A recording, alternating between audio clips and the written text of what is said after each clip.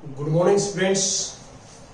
जो आज हमारा 10th क्लास का इंग्लिश मीडियम का जो टॉपिक है वो हम स्टार्ट करते हैं। प्रीवियस लेक्चर के अंदर हमने ये किया कि √2, √3, √5 and so these are irrational number. ये हमने प्रूव करके दिखाया आपको कि ये इरेशनल नंबर होते हैं। अब हम बात कर रहे हैं कि क्वेश्चन नंबर 2 है ये एक्सरसाइज 1.3 का, और बिल्कुल सेम मिलता जुलता एग्जाम्पल नंबर 10 है। 10 आप करेंगे, मैं 2 कर देता हूं। देखिए, जब भी हम किसी नंबर को इरेशनल प्रूव करते हैं तो हम कंट्राडिक्शन मेथड से करते हैं। कंट्राडिक्शन मेथड, तो कंट्राडिक्शन मेथड क्या है? हम ये सपोज करके चलेंगे, मान के चलेंगे कि ये नंबर इरेशनल नहीं है। ये इरेशनल नहीं है तो रैशनल होगा, और कोई ऑप्शन नहीं है। नंबर जो है या रैशनल होगा या इरेशनल। ये इरेशनल तो नहीं है, ये मान के चले हम, तो ये रैशनल है। तो हम यहां पे ये लिखेंगे let 3 + 2√5 is rational number. Rational number, therefore 3 + 2√5 put in the form of P/Q, Q not equal to 0. P and Q are integers. P and Q are integers and HCF of P and Q is equal to 1. ये आपको definition बताई थी number system में rational number की। अब हम क्या करेंगे, इससे हम जो है √5 की वैल्यू निकालेंगे। 3 को हम राइट हैंड साइड में लेके जाएंगे तो माइनस का हो जाएगा 2√5 इक्वल टू P/Q -3, ये आ जाएगा। अब हम 2 से डिवाइड करेंगे तो दोनों टर्म को 2 से डिवाइड करेंगे हम। √5 जो है P/2Q -3/2, ये आ जाएगा। अब देखो P/Q की फॉर्म में है, ये भी रैशनल नंबर है, और this is also rational number. We know that difference of 2 rational number is also a rational number. ये अब हम ऐसे लिखेंगे कि P/2Q -3/2 is a rational number. Rational number, इसका रीजन देंगे आप कि ये रैशनल नंबर क्यों है। रीजन देंगे कि the difference of 2 rational number is also a rational number. ये लिख देंगे इसके अंदर, ब्रैकेट के अंदर, और ये हमारे पास रिजल्ट आ जाए। अब आप देखिए, ये रैशनल नंबर है, ये √5 के इक्वल है, तो ये रैशनल नंबर है, तो this is also a rational number. तो इसका मीनिंग क्या है कि this implies √5 is also a rational number. Rational, √5 also a rational. अब हमें ये पता है कि √5 इज इरेशनल नंबर।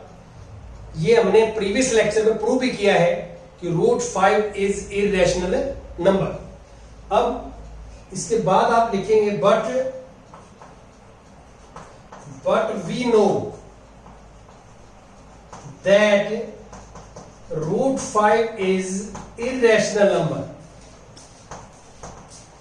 इरेशनल, तो which is contradiction to the given, which is contradiction to our assumption assumption का मीनिंग क्या है कि हमने ये सपोज किया था, लेट किया था, ये हमारी एजम्पशन है। हमने ये लेट किया था कि दिस इज रैशनल नंबर, इससे रिजल्ट ये आया √5 इज रैशनल। ये गलत रिजल्ट आया। ये गलत रिजल्ट क्यों आया, रॉन्ग रिजल्ट क्यों आया?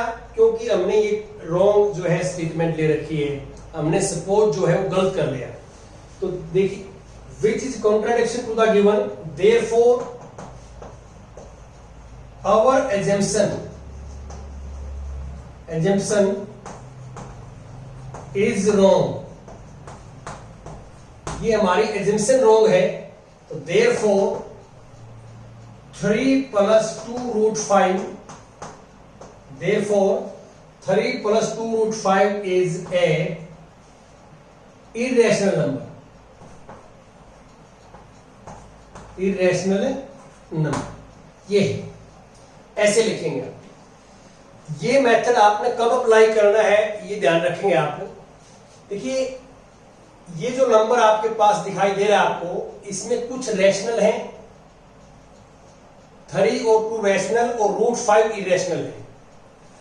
तो कुछ रैशनल हो कुछ इरेशनल हो, उनके कॉम्बिनेशन से जो नंबर बनेगा उसको सोल्व करने का तरीका ये होगा। और जो पिछला प्रीवियस लेक्चर था हमारा, उसमें √5, √2, √3 वो उसमें रैशनल नंबर नहीं था, वो सारा जो है इरेशनल नंबर था, और उसको प्रूव करने का हमने प्रीवियस लेक्चर में किया है। और ये तब लगाना है जब रैशनल और इरेशनल का कॉम्बिनेशन कोई नंबर हो, तब फार्मूला लगाना है। अब यहां देखिए, यहां भी यही सेम सिस्टम है। 7 और √5, 7 रैशनल नंबर है, √5 इरेशनल नंबर है, इनका कॉम्बिनेशन का एक नंबर बना दिया, मल्टीप्लाई कर दी दोनों की, और हमने ये प्रूव करना है कि इरेशनल नंबर है। बिल्कुल सेम फॉर्मेट से चलेंगे यहाँ पे, सेम फॉर्मेट से। तो यहां पे हम सपोज करेंगे लेट 7√5 इज रैशनल नंबर। तो therefore 7√5 put in the form of P by Q not equal to 0, and ये सारी कंडीशन लिख देंगे। ये कंडीशन लिखी हुई चारों, ये चारों कंडीशन जो है वो यहां आ जाएंगे, यह आपने लिखनी है। इसके बाद यहां √5 की वैल्यू निकालेंगे, 7 से डिवाइड कर दिया, तो ये हमारे पास जो है 7Q आ गया। अब ये रैशनल नंबर है। ये रैशनल नंबर क्यों है? तो Q इंटीजर है, 7 भी इंटीजर है। इंटीजर के साथ मल्टीप्लाई करेंगे तो इंटीजर आएगा। तो इंटीजर अपॉन इंटीजर जो आप देख रहे हैं, आपने डेफिनेशन में लिखा है कि this is a rational number. आप यहां लिखोगे कि ये but P upon 7Q is rational number. ये रैशनल है, तो ये इसके इक्वल है। रैशनल नंबर के इक्वल रैशनल नंबर ही हो सकता है। तो this implies that √5 is also rational. ये इक्वल होने की वजह से होगा। ये रैशनल नंबर है, ये इसके इक्वल है, तो ये भी रैशनल नंबर होगा इक्वलिटी की वजह से, तो ये इक्वल है दोनों। बट फिर आप ये लिखोगे यहां पे, इसके बाद ये स्टेटमेंट लिखनी है आपने। इसके बाद but we know that √5 is irrational, तो which is contradiction to our assumption. हमने जो अजम्पशन की है उससे रिजल्ट आया है कि √5 रैशनल है, लेकिन √5 इरेशनल होता है। ये हमने प्रीवियस लेक्चर में प्रूव करके दिखाया है, ये हमें पता है। तो ये contradiction to the our assumption, तो आवर अजम्पशन इज रॉन्ग। तो फिर इस नंबर की बजाय, इस नंबर की जगह आ जाएगा 7√5 इज ए इरेशनल नंबर। ये आपने करना है। सेम मेथड है। ये थर्ड का सेकंड पार्ट बिल्कुल सेम एग्जांपल 11th आपने करना है। अब मैं कुछ पिछली एक्सरसाइज के डाउट्स भी आपके साथ डिस्कस करूंगा। जो बच्चे इन वीडियोस को देख रहे हैं, सिलेबस कर रहे हैं, उनसे मेरी रिक्वेस्ट है कि हर रोज एक बच्चा आप नया बच्चा चैनल के साथ जोड़ें, ताकि हमारे चैनल का जो मुख्य उद्देश्य है कि फ्री ऑफ कॉस्ट अधिक से अधिक बच्चे जो है इन लेक्चर्स का लाभ उठा सकें, पढ़ सकें, ये हमारे चैनल का मुख्य उद्देश्य है। और ये उद्देश्य जो है आप लोग ही पूरा कर सकते हैं, जो स्टूडेंट्स पढ़ रहे हैं वही पूरा कर सकते हैं। हमारी जो ताकत जो है वो आप ही हैं जो इन वीडियोस को देख रहे हैं। तो ये पुनः रिक्वेस्ट है कि आप जो है एक नया बच्चा चैनल के साथ जरूर जोड़ें। अब मैं इसकी प्रीवियस एक्सरसाइज की बात करता हूं आपके साथ।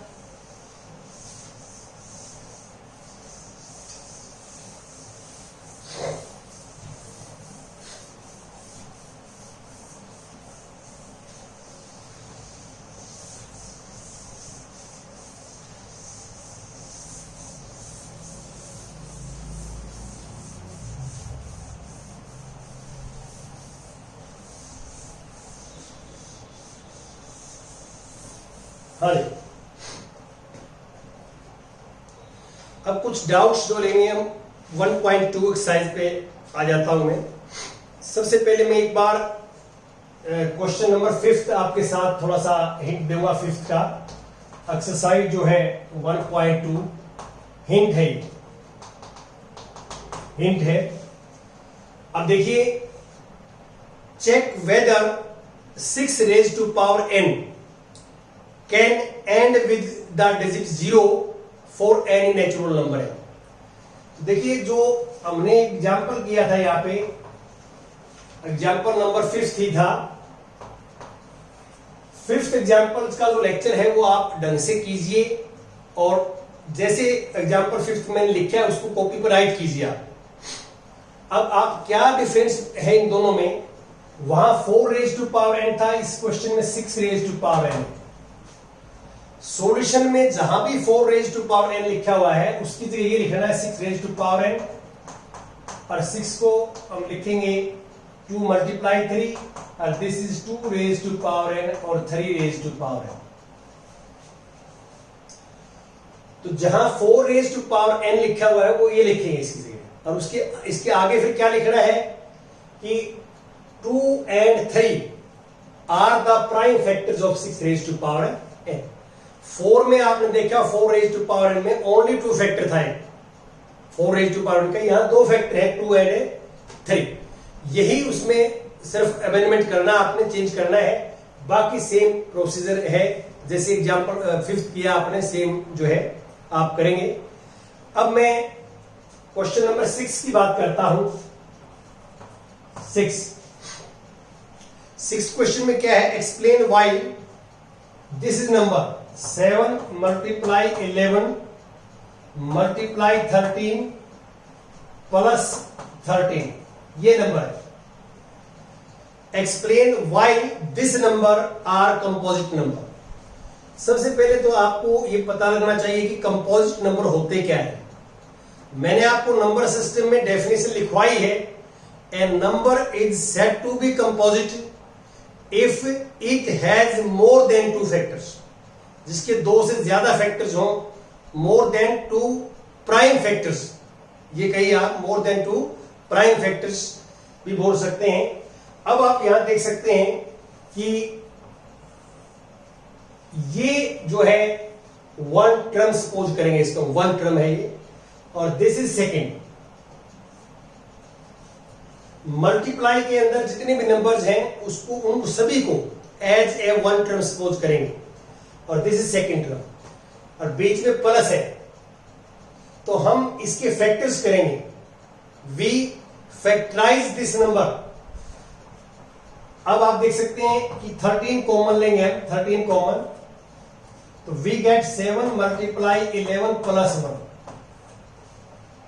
अब पहले आपको पता है ब्रैकेट सोल्व करते हैं हम, तो 13 77 प्लस 1, और आप इसको मल्टीप्लाई करेंगे 30 ऐड करेंगे तो 78। अब 78 के फैक्टर्स करेंगे आप, 2 से डिवाइड करेंगे 39, 3 से करेंगे तो 13, आपने इस नंबर्स के फैक्टर्स किए और you get 3 different factors 13, 2 and 3। आपने इस नंबर्स के 3 डिफरेंट फैक्टर देख सकते हैं और जिस नंबर के 2 से ज्यादा फैक्टर्स हो that number is called composite number. तो आप यहां लिखेंगे the factors of given number are 13 to 3। therefore the given number is composite number। ये लिखेंगे the given number is composite number, ये लिख देंगे, ये हमारा आंसर हो जाएगा। इसका एक पार्ट और है, सेकंड नंबर भी दिया हुआ है इसी क्वेश्चन में, बिल्कुल सेम पैटर्न के ऊपर आप ये नेक्स्ट क्वेश्चन करेंगे। और अब मैं बात करता हूं, अभी जो मैंने आपको बताया यहां पे कि हम कॉमन लेके पहले ब्रैकेट सोल्व करते हैं, ये भी छोटी क्लासेस के अंदर ये फॉर्मूला आप पढ़ते हैं कि आपको पता होना चाहिए कि न्यूमेरिकल नंबर्स के अंदर हम जो सॉल्यूशन निकालते हैं, सिंप्लीफाई करते हैं, पहले हमें क्या करना पड़ेगा। देखिए आपने पढ़ा भी होगा छोटी क्लासेस में कि एक फॉर्मूला ये होता है बोर्ड मास, ठीक है। तो बोर्ड मास का मीनिंग क्या होता है, बी का मीनिंग होता है ब्रैकेट,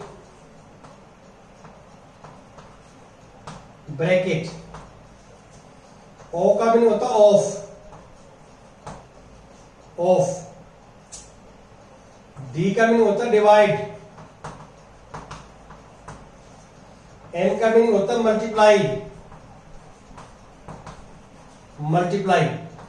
ए का मीनिंग होता है एडिशन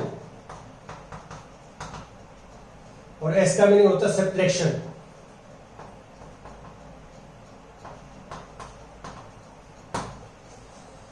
अब इसमें पहले जिसका नाम आया है वो काम पहले करते हैं और बाद में नाम आया है वो बाद में करते हैं। जैसे फॉर एग्जांपल आप इस ब्रैकेट के अंदर देख लीजिए, ब्रैकेट सोल्व करने का अर्थ क्या है कि ब्रैकेट के अंदर जो है वो पहले सोल्व करेंगे।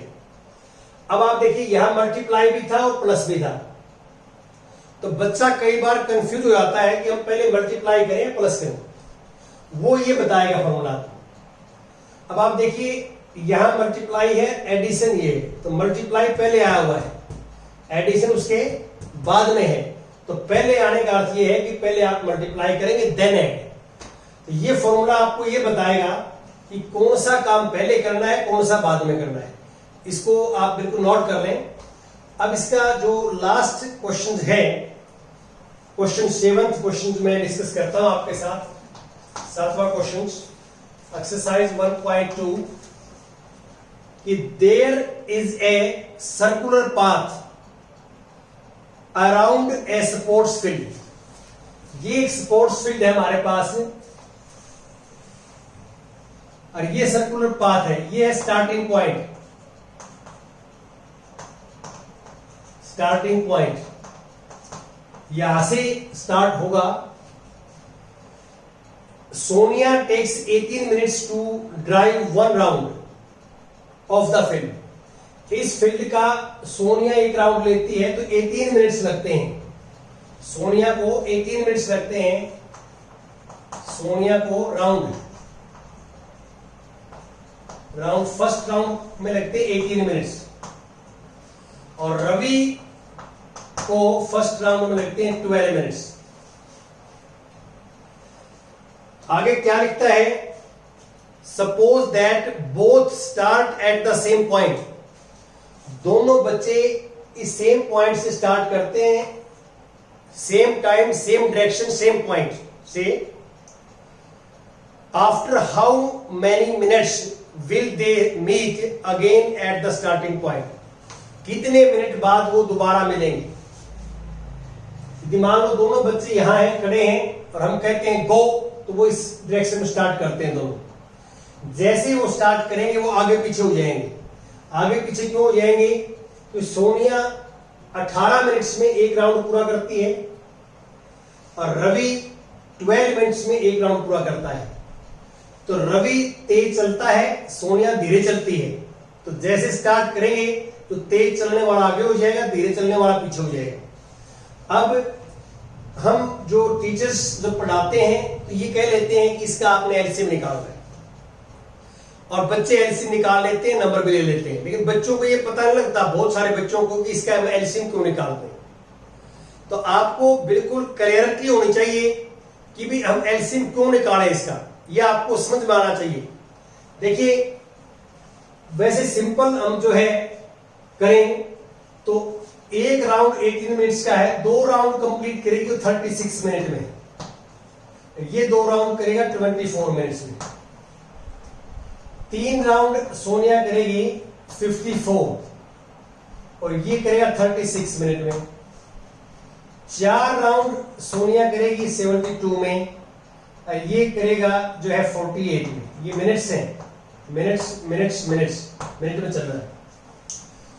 तो आप ये बताइए, स्टार्टिंग यहां से किया उन्होंने, तो 1 राउंड कंप्लीट किया तो वो नहीं मिलेंगे, क्यों? क्योंकि ये नंबर इक्वल नहीं। 2 राउंड कंप्लीट किए तो भी नहीं मिलेंगे, और अब देखिए 3 राउंड में भी नहीं मिलेंगे। ये मिलेंगे कैसे? अब आप देखिए ये नंबर और ये number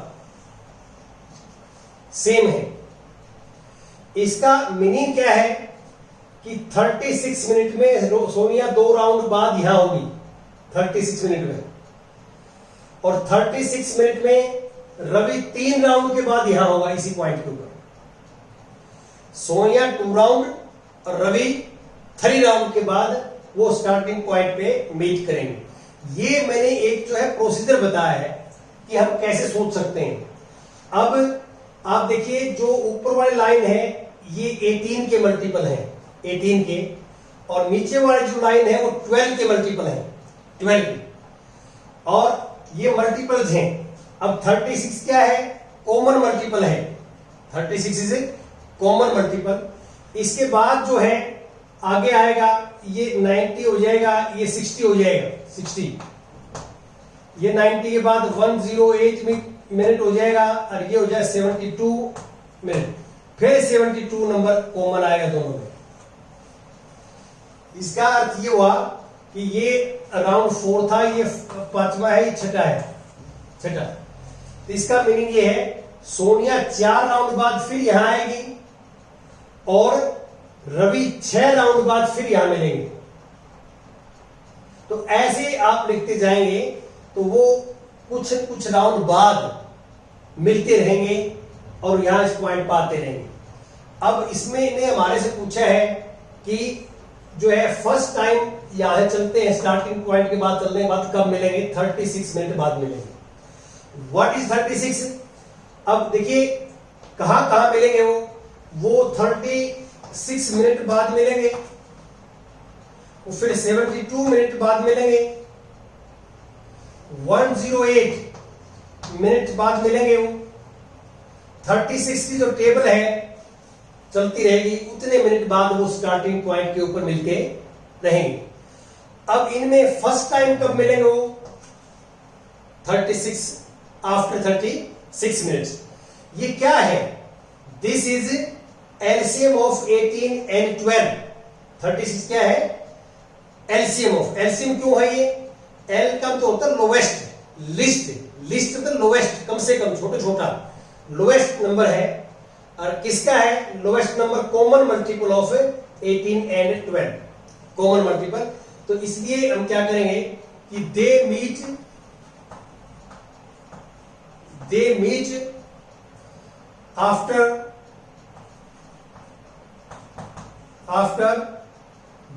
after 36 minutes at the starting point.